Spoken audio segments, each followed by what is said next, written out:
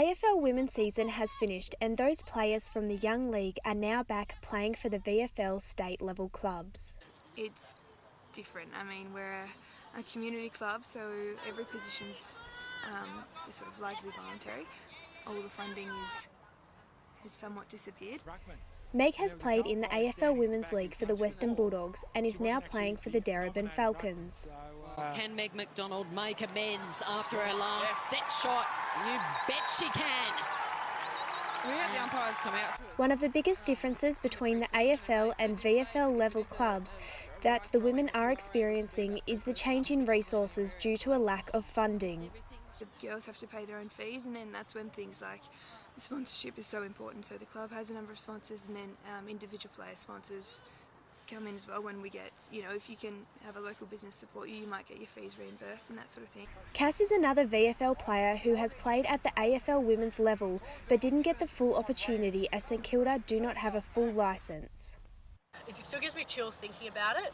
I'm always speechless whenever I talk about it, because it was kind of like the taste of playing AFL, playing under an AFL club.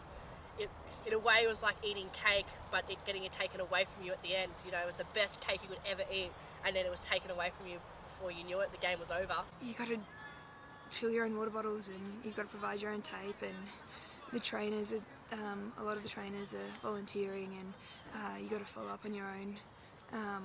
The people that are here are fantastic, but you can't afford to have the amount of physios and the amount of support stuff that you would otherwise have. Guys, they do get paid, and that just is because of years and years of development through the men's, and I'm sure the women's will reach that as well. At the moment, we don't get paid. It is still considered an amateur league.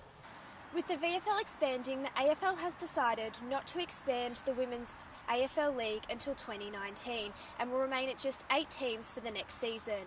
However, clubs are given the opportunity to apply for a licence, with special consideration being given to clubs such as Geelong and St Kilda. Right, so it's up to you girls to present really well on Saturday. For teams such as the Darebin Falcons, it has meant that the AFL women's players are filling up the VFL teams. We've got 16, 17, 18, around that, AFLW listed players playing at our state level.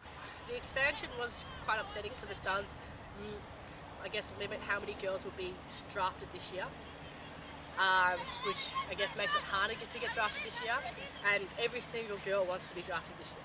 I think it's important not to grow too fast and not to grow in a way that's not sustainable, because I think it's really important that this competition has a really long future, and I think it's really important that women's footy continues for a long time to come. So in one sense, I think it's okay that it's not expanding, because it needs to grow in a way that everybody can continue to manage, and we can continue to support the girls at top level performance in that way. You don't want to stretch resources, I guess, too early. However, 2019 looks to be a big year as Geelong, St Kilda, Richmond and North Melbourne are all vying for licences. Hope Wilson for Mojo News.